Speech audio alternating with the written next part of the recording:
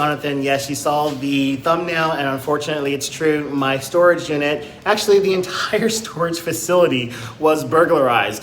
Absolutely crazy, because there are at least 100 units in this building, and so, per floor, and it's 5 stories high, and the people started on the second floor and made their way up. I guess by the 4th floor, they kind of were running out of steam, and so they picked and choose which ones they were going to vandalize, but mine was one of them. As you can see, mine is all the way in the corner there, and so, yeah, very well hidden, and yeah, that's the one they took.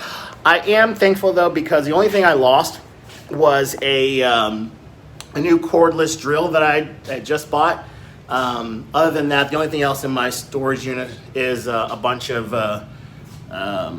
stuff from my Airbnb, furniture and linens and things like that, pots and pans. There's nothing really there, but I did have some childhood toys and things like that, some sentimental things, and it was just kind of like, and I'm here right now packing up everything. I'm leaving the storage facility, not because the company, which is CubeSmart, not that they were bad, they were very nice company, but it's just unsettling to think that someone can just come in and take, you know, things that are yours, or just have access to things that are your personal belongings, especially when you're in a building that is, you know, multiple areas where you have to enter a code to enter it, multiple camera systems, I guess not enough.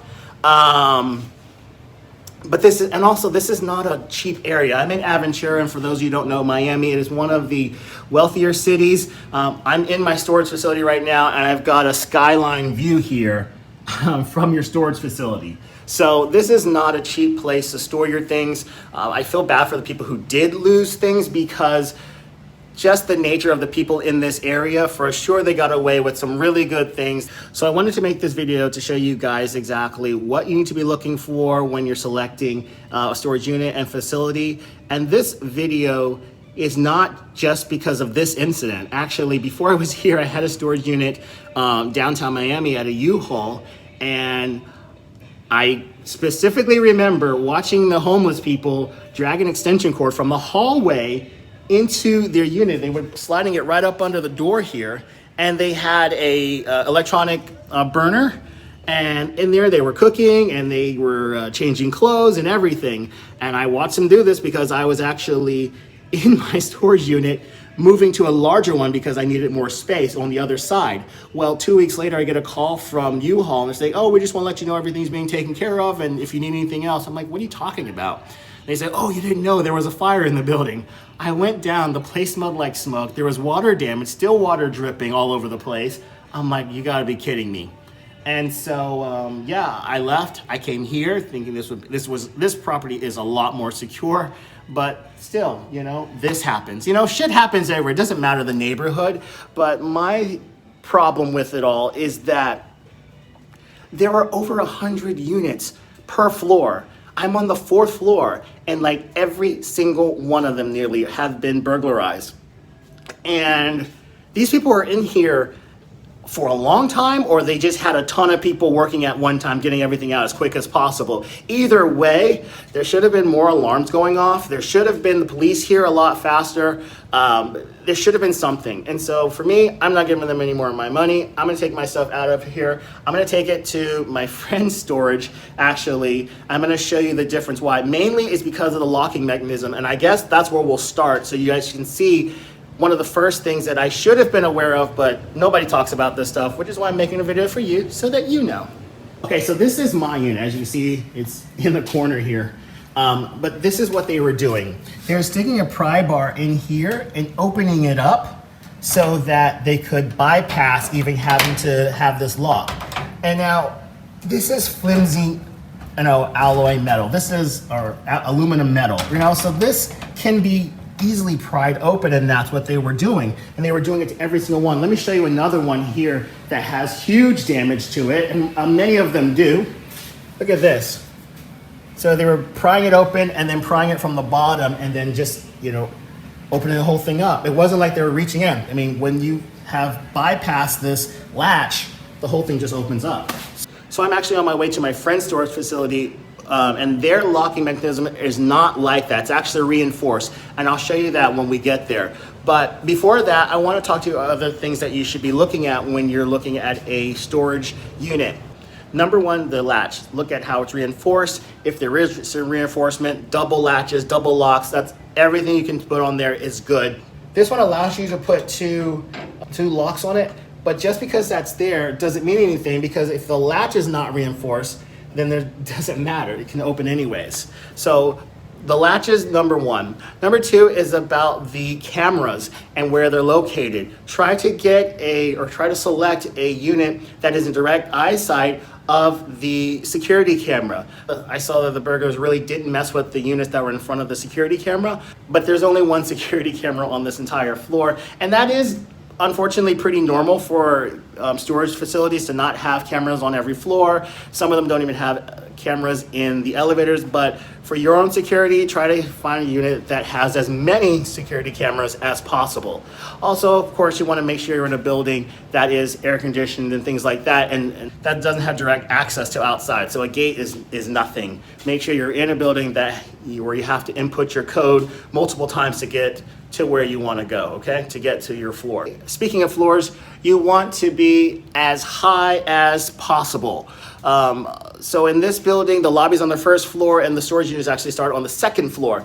And so the second floor got hit really, really badly. The third one was bad too. The fourth one, they started like losing steam and picking and choosing which units. Of course, they picked mine. And then the fifth floor, I don't know what the damage is on there, but a lot of people lost a lot of things, especially on the second floor. And so, I know it's convenient to be on the second floor, just gotta go up one flight of stairs or just walk right in. But for security, go as high as possible, use those elevators, and you should be a little bit better. Because when someone's gonna rob the place, they usually don't work their way down, they work their way up, take what they can so they can make a fast getaway.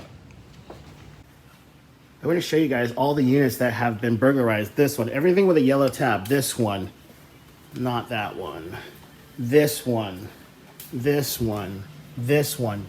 Now this happened about a month ago, and so since then a lot of people have been back and have claimed their that whether something was missing or whether not, and so the yellow tabs have gone, are not there anymore, and they have a regular lock like this on it. So it was a lot more than this. This is just a month later nearly, and there's still these many people who have not verified or haven't been able to get back to their storage units. To show you down here, you see the kick in the wall where they're on the door here, where they were kicking it to open it up. Things like that. Really crazy, really crazy. Okay guys, we're gonna head over to my friend's storage unit and I will show you the differences in the latch there. All right guys, so we're here at my friend's storage I'm gonna be using temporarily. Another thing I want to talk to you guys about is insurance.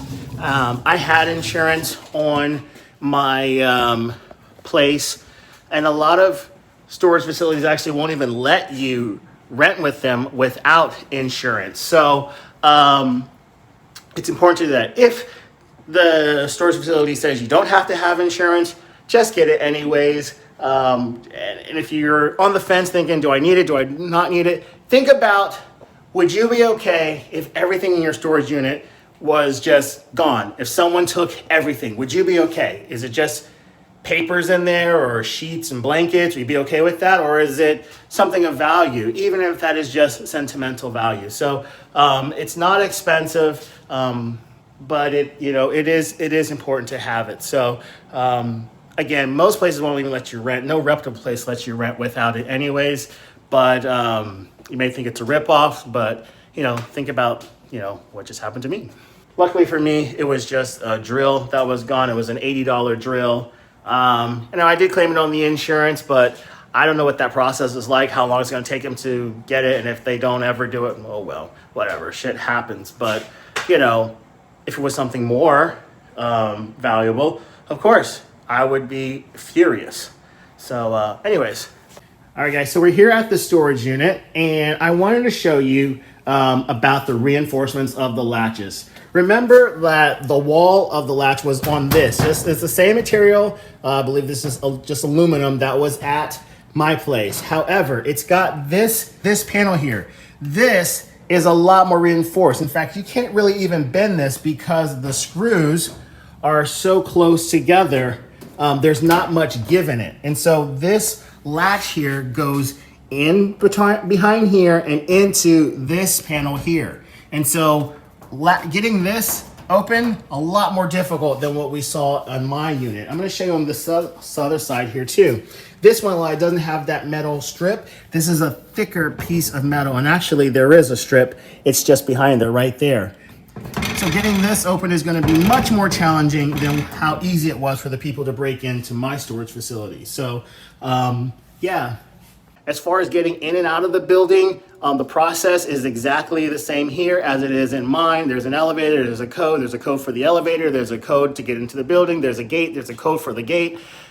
But none of that matters if the person's inside, if you can't actually secure your unit. So that's what I'm telling you guys. Look at the latches, make sure you get a high floor, make sure you get insurance, and make sure that you have a unit near some sort of security camera. Again, it's not typical for a place to have security cameras. This place, public storage, this facility does not have cameras on the floors. They do have motion sensors light, but that's just to save money, I'm sure.